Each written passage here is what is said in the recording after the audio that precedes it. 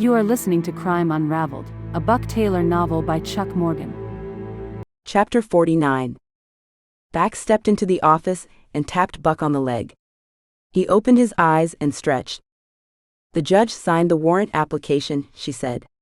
"The sheriff has called out the regional SWAT team, and I've asked Eagle County to put a couple of deputies on her driveway.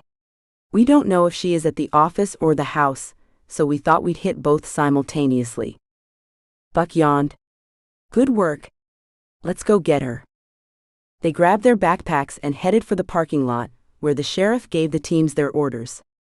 Paul and Sergeant Reed would lead one SWAT team to the office, and the rest would head for the house.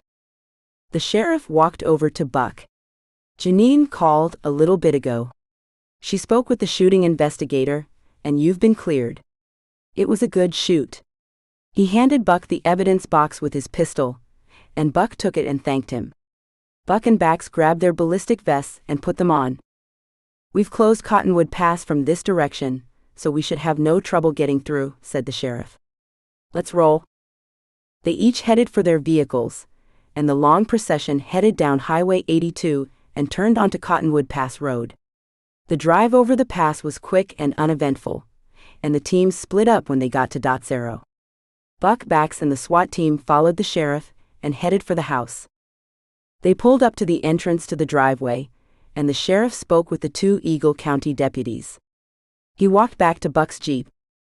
"They think she tried to come down the driveway about 15 minutes ago. They didn't see the vehicle, but saw a cloud of dust. She must have gone back to the house." The deputies pulled their vehicles out of the way, and the procession headed up the driveway and stopped 50 feet from the front doors. There was no vehicle in sight, but the front door was sitting open. The sheriff's radio chirped. "Read to the sheriff." "Go ahead, Sergeant." "Security at the office has her leaving the building an hour ago. We have begun searching and will report back if we find anything." 10-4, Sergeant." The sheriff looked at Buck and Bax standing next to him. "Looks like it's us." Buck sent the SWAT team in to clear the house. They found the two housekeepers and a cook in the back servants' quarters, but they had no idea where Gabriella had gone. In the driveway, Buck asked the SWAT leader to deploy the drone. They stood back as the drone was set up on the driveway, and then the SWAT leader launched it. Buck pointed beyond the house, and the drone headed in that direction.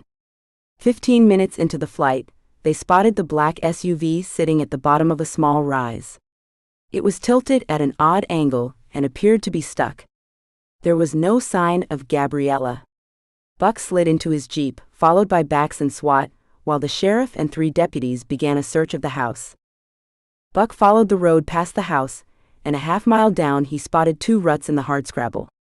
He turned and followed the ruts. 2 miles later, he stopped and exited the vehicle. The SWAT team spread out across the field and took up positions where they could see the SUV. Buck followed the SWAT leader, who pulled out a pair of binoculars and scanned the SUV. He handed the binoculars to Buck. "Looks like someone in the driver's seat," he said. Buck looked and agreed. "What do you want to do?" asked the SWAT leader. "Stay tight. I'm gonna see if I can get her attention." The SWAT leader nodded, and Buck walked back to the 2 ruts and walked towards the SUV. "Gabriela Velasquez. Buck Taylor with CBI. I'd like to talk to you and see if we can work out a way where we all go home tonight. What did you say? Can we talk?" Buck moved in a little closer. "Come on, Gabriella. Let's talk about this." Still no response from the SUV. Buck had taken 2 steps when he saw the driver's window roll down. Gabriella held her hand out the window, and for the second time in 3 days, Buck was confronted with the situation, only this time it wasn't a stick of dynamite. Instead, Gabriella held a 6-inch block of plastic explosives with a blasting cap stuck in the end. Buck signaled for the SWAT team to back up, and spotted Bax over his left shoulder. He walked back to her. "You think she'll do it?" asked Bax. "Haven't got a clue," he said. "She knows she's stuck and can't go anywhere. She might be desperate enough." Buck waved over the SWAT leader, and pointed to a ridge perpendicular with the driver's window. "Let's put a sniper up on that ridge. Have him work around behind us, and stay behind the hills until he reaches that spot. Let's see if he can get confirmation that it is Gabriela Velasquez." The SWAT leader keyed his mic and called one of his officers over. They discussed the position, and the sniper headed over a slight rise before he headed for the spot Buck had pointed out. Buck ordered everyone to move back 50 feet and stepped forward. "Gabriela, what do you want?" "I want to be left alone," she shouted through the window. "Go away." "You know we can't do that, Gabriela, so why don't you put down the explosives and slide out of the SUV? No one will hurt you. I promise." "You can't help me, Agent Taylor. My family is either gone or has turned against me. I have no one to turn to, and I did it all for them. Let's go back to the sheriff's office and talk about it." "Too late for talking, Agent Taylor." The explosion blew Buck back 12 feet from where he was standing, and he landed hard on his back. Bax, far enough back not to get hit with the blast wave, ran to his side and kneeled next to him. Buck had a nasty gash on the side of his head and was covered in blood.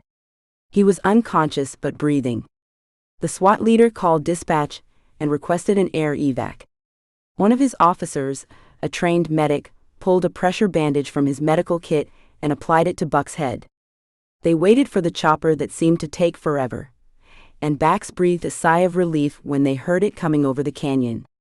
It landed in the field, and the SWAT team carried Buck to the helicopter, which took off as soon as the doors were closed. Bax stepped next to the SWAT leader and looked at the burning wreckage of the SUV. He looked at Bax. "Hell of a day, Agent Baxter. Hell of a day."